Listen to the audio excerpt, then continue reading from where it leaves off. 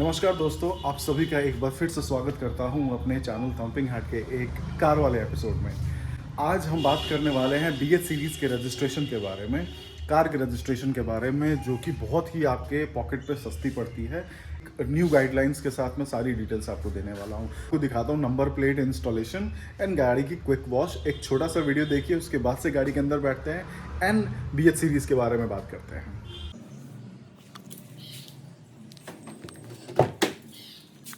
गाड़ी के अंदर आ गया हूं मैं, की लगाते हैं अभी थोड़ा सा। भैया क्या बात है, ये जो सुइयां जाती है ना यार, ये और कहीं फील नहीं था। हाँ भैया ठीक है, नमस्ते। तो अभी तक मैंने अपनी वीडियो में गाड़ी का अपने रिव्यू नहीं दिया है। अभी तक मैंने अपनी गाड़ी का मतलब एक ओनरशिप रिव्यू, एक इम्प्रेशन जो होता है वो नहीं दिया है। इसके लिए मैं प्रॉपर टाइम का वेट कर रहा हूँ, प्रॉपर लोकेशन का वेट कर रहा हूँ। तो please don't mind it guys. अभी इसको स्टार्ट करते हैं एंड इसके एंजॉय करते हुए बाहर निकालते हैं एंड लेके चलते हैं इसको फटाफट शोरूम। गाड़ी गंदी भी हो रही है तो सोच रहा हूँ धुलवा लिया जाए, और सामने जब ऐसे क्लाउड्स हो तो फिर बात ही क्या।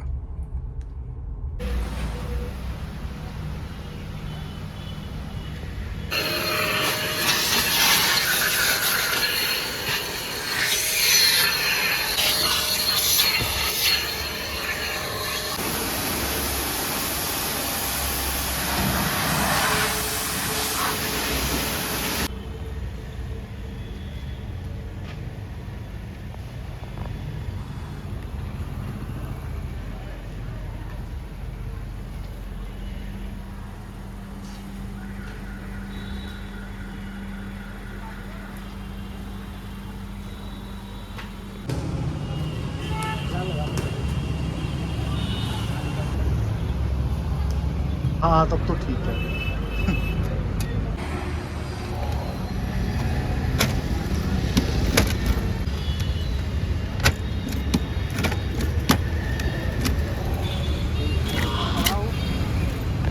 दोस्तों नंबर प्लेट लगवाने के बाद से हम लोग निकल चुके हैं, और मौसम का तो भैया मतलब पूछो मत, अमेजिंग।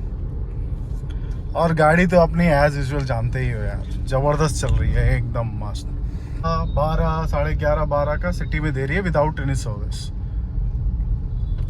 तो बने रहिए आप लोग इस वीडियो में। घर पहुंचते हैं फिर वीडियो को सम अप करते हैं। तो आज का ये टॉपिक जो मैंने चूज किया है कार रजिस्ट्रेशन का, स्पेशली BH सीरीज का। BH सीरीज जिनको नहीं पता है मैं बता दूं, भारत सीरीज है ये। Ministry of highways and transport, central government की तरफ से अगस्त 2021 में ये नया रजिस्ट्रेशन लॉन्च हुआ था, जिसका मोटिव ये था कि वन भारत वन रजिस्ट्रेशन। हर एक गाड़ी का एक सिंगल रजिस्ट्रेशन होना चाहिए, सो दैट गाड़ी को ट्रेस करना आसान हो, मतलब एक स्टेट से दूसरे स्टेट में ट्रांसफ़र करना आसान हो, ऑनरशिप ट्रांसफ़र करना बहुत आसान हो। इसी से रिलेटेड आगे हम बात करते हैं। इसी से संबंधित मैं आपसे सारी जानकारी शेयर करूंगा। मेरे पास उतनी बहुत बड़ी जानकारी नहीं है, ये सारी जानकारी उपलब्ध है इंडियन गवर्नमेंट के वेबसाइट पे। BH सीरीज़ के आप परिवहन वेबसाइट पे जाएंगे, सारी की सारी जानकारियाँ वहाँ पे उपलब्ध है। सबसे पहले ये इस पे हाईलाइट करना चाहूँगा कि इसकी एलिजिबिलिटी, ये रजिस्ट्रेशन कौन कौन से लोग ले सकते हैं, ये बहुत ही बड़ा मुद्दा है भारत सीरीज का। सेंट्रल गवर्नमेंट का कोई भी एम्प्लॉय ले सकता है, स्टेट गवर्नमेंट का कोई भी एम्प्लॉय ले सकता है, एंड कोई भी प्राइवेट सेक्टर का एम्प्लॉय ले सकता है जिसके ऑफिस मोर देन 4 स्टेट्स, और 4 स्टेट में, भारत के 4 राज्यों में अगर आपका ऑफिस का ब्रांच है, ठीक है, आपको वो सारी एड्रेस और सारी डिटेल्स देनी होगी RTO ऑफिस में, और आपको वो अवेल करा देंगे BH सीरीज। ठीक है, तो अगर डॉक्यूमेंट्स की हम बात करें तो आपकी स्क्रीन पे कुछ कुछ ये जो मैंने डॉक्यूमेंट्स की लिस्ट दी है। आपका जो एम्प्लॉयमेंट लेटर होता है, जिसमें आपको कंपनी बताती है कि हाँ आप इस कंपनी के एम्प्लॉय हो, इतने दिनों से इतने आपकी ज्वाइनिंग हुई है, यहाँ इस पोजीशन पे आप काम करते हो। एम्प्लॉयमेंट लेटर के बाद से एक आता है फॉर्म 60। फॉर्म 60 बहुत बड़ा झोल है, याद रखना। फॉर्म 60 मेरे साथ शोरूम वालों ने जो फॉर्म 60 दिया, मैं फॉर्म 16 नहीं है दोस्तों, इसे 60 फॉर्म 60, तो फॉर्म 60 तो 60 नंबर के फॉर्म पे आपके डिक्लेरेशन देते हैं कंपनियां, हाँ ये हमारा ऑफिस 4 जगह से ये है, उससे काम नहीं चलेगा। ये नई गाइडलाइंस में बता रहा हूं। तो फॉर्म 60 में आपके जो 4 स्टेट्स हैं, उन चारों स्टेट्स के जो ऑफिस के हैं, जो आपके ऑफिस के जो ब्रांच है, उनका जो रजिस्ट्रेशन आईडी है, चाहे वो आपके कंपनी के लेटर हेड पे प्रिंटेड होना चाहिए and fully duly signed and stamped with the authority और सेक्रेटरी और जो भी आपका ऑथराइज है आपके ऑफिस का। तो फॉर्म 60 आप ध्यान से, क्योंकि एक बार होता है गाड़ी खरीदने के लिए आप जाते हो और उस समय तो आप बोलते हो हाँ रजिस्टर BH सीरीज कर दो, मेरा पैसा बचेगा, ये वो, और शोरूम वाला कहता है ठीक है। बट जब आप गाड़ी डिलीवरी ले लेते हो उसके बाद से बोलते हैं वो लोग कि नहीं सर आपको ये डिलीवरी चाहिए, ये डॉक्यूमेंट चाहिए, ये करवा के दो, वो करवा के दो। आप वर्क फ्रॉम होम रहते हो, आप लोकेशन से दूर रहते हो, फिर वो बहुत बड़ा झोल हो जाता है। एंड मेरे साथ ऐसा हुआ। I will later share the experience. अभी BH सीरीज के बारे में बात करते हैं। तो नई गाइडलाइंस जो बोलती हैं, डॉक्यूमेंट्स जो रिक्वायर्ड है, फर्स्ट आधार, सेकंड पैन, थर्ड हो गया एम्प्लॉयमेंट लेटर, फोर्थ हो गया फॉर्म 60, फॉर्म 60 जो होता है उसमें 4 स्टेट आपको मेंशन करने पड़ेंगे विद देयर रजिस्ट्रेशन आईडीज। जो आपके ऑफिस का GST नंबर या फिर कोई भी ऐसा टिन नंबर, कुछ भी ऐसा रजिस्ट्रेशन आईडी होगा जो चारों ऑफिस के एड्रेस का नाम, एड्रेस, हर एक चीज मेंशन होगा।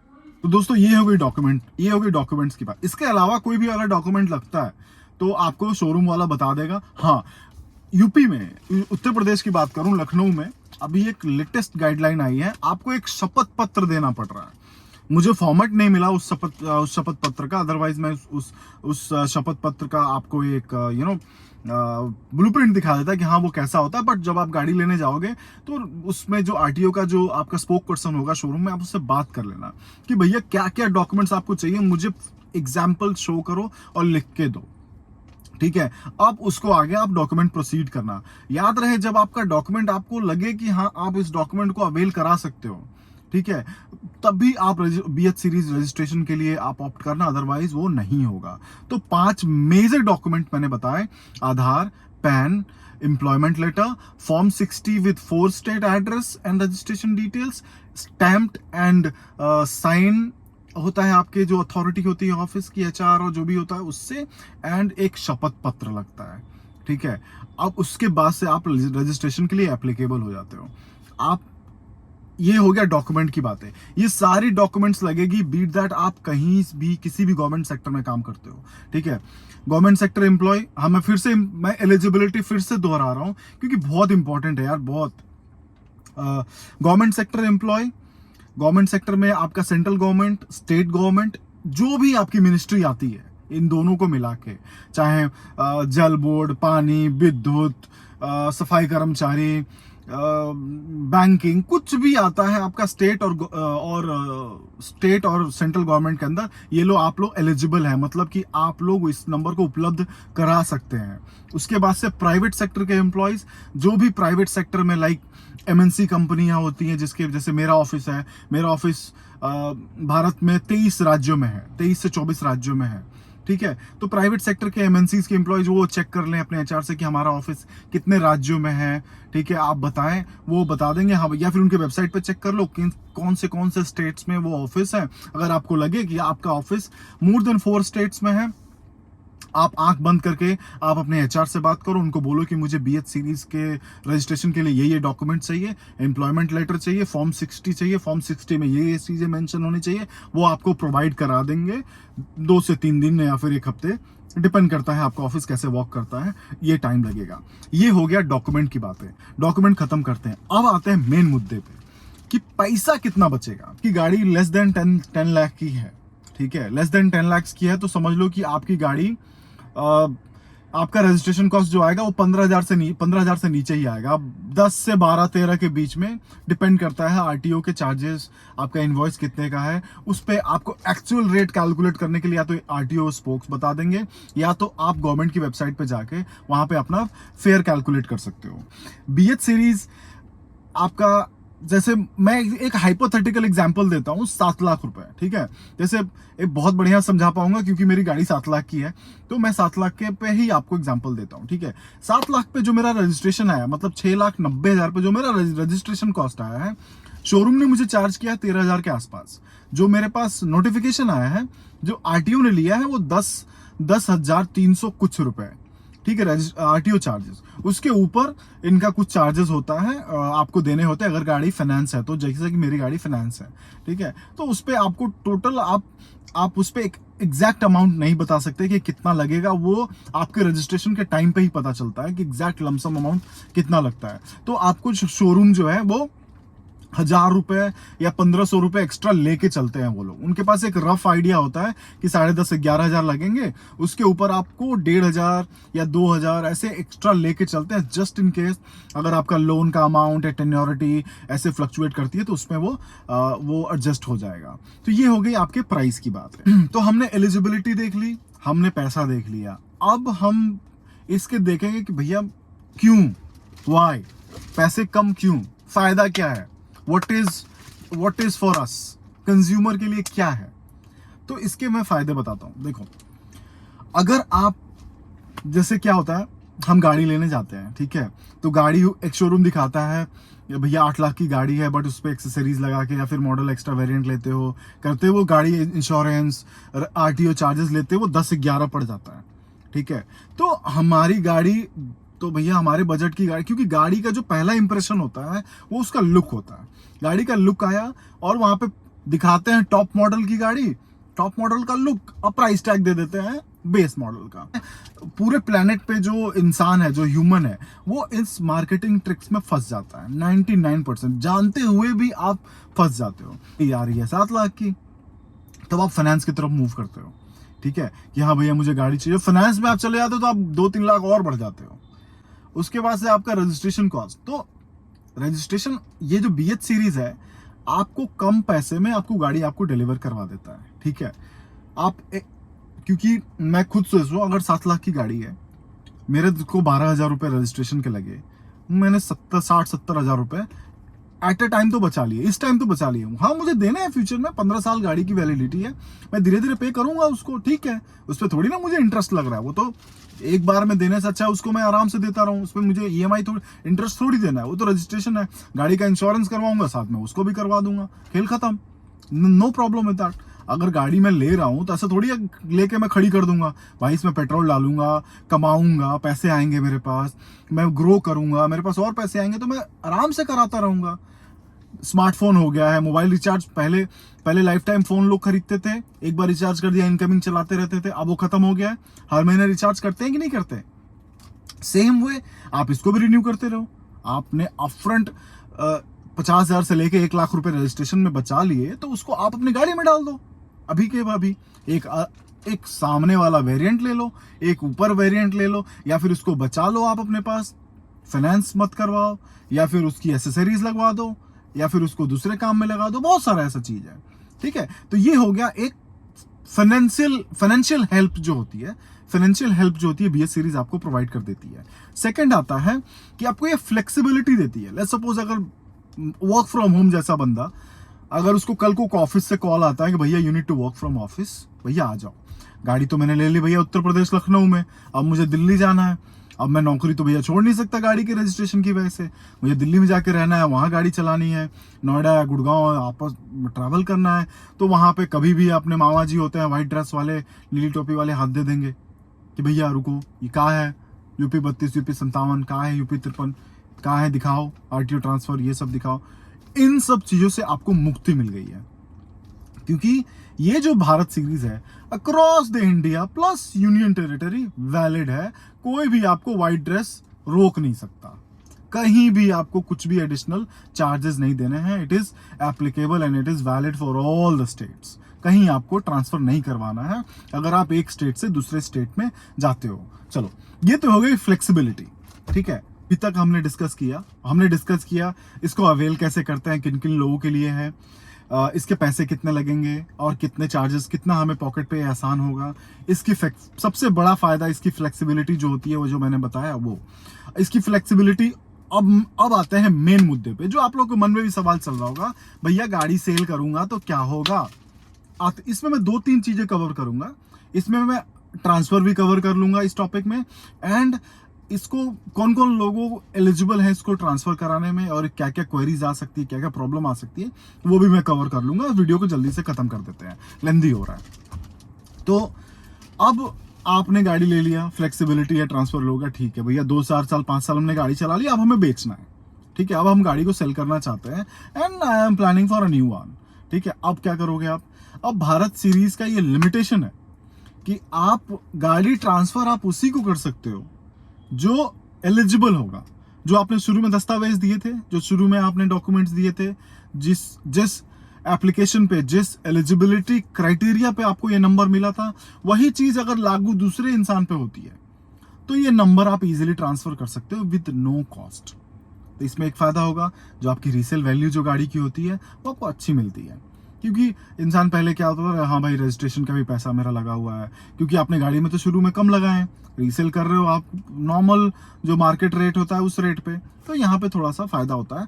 तो आपको एक अपने कस्टमर या फिर जिनको भी रीसेल करना है आपको पिक करना पड़ेगा, ये आपको चूज करना पड़ेगा मैं किनको सेल कर सकता हूँ, ठीक है। आगे और भी फ्लेक्सिबिलिटी आएगी, बट अभी 2 साल ही हुआ इस इस सिस्टम को लाए हुए, इस पॉलिसी को लाए हुए, तो आगे क्या पता फ्लेक्सिबिलिटी आ जाए। अब लेट्स सपोज जिसको आप ट्रांसफर करते हो वो बंदा एलिजिबल है ही नहीं, तो क्या होगा? तो इन दैट केस आरटीओ ये सजेस्ट करता है कि आरटीओ जो भी ट्रांसपोर्ट अथॉरिटी है वो सजेस्ट करता है, तो अगर आप गाड़ी उसी को बेचना चाहते हो तो उसका फिर नॉर्मल रजिस्ट्रेशन होगा स्टेट के हिसाब से। गाड़ी का आपका चेसी नंबर जो भी होता है, इंजन, वो जो आप ट्रांसफर, बिल्कुल सारे पेपर सेम बनेंगे, मगर BH series to normal state registration जो होता है उस समय आपकी गाड़ी की वैल्यू का जो भी चार्जेस होगा उसके हिसाब से उसको आरटीओ चार्जेस आपको पे करने पड़ेंगे, which is equivalent to transfer, RC transfer one state to another state from person to person. तो आई होप आप लोगों को ये सारी चीजें क्लियर होंगी। बेटर क्लैरिटी के लिए जिसको नहीं होगा प्लीज कमेंट बॉक्स में लिख देना, I will try to make more easy and more convenient.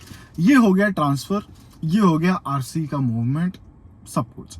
अब इसके ड्रॉबैक्स, इन्हीं 2 मेरे टॉपिक्स में इसके ड्रॉबैक्स भी थे कि भैया जो लोगों को परेशानी का सामना करना पड़ेगा, मैं बता रहा हूँ। जैसे हम लोग क्या है, हम लोग आईटी पीपल हैं, तो हम लोग like we are oriented, smartphone oriented हैं, हम लोग लैपटॉप, फोन, हर एक चीज़ से कनेक्टेड रहते हैं और अप टू डेट रहते हैं, ठीक है। तो हमें नोटिफिकेशन, हमें रिमाइंडर सेट कर सकते हैं, हमें नोटिफिकेशन आ जाएगा, हम लोग उसको रिन्यू कर लेंगे।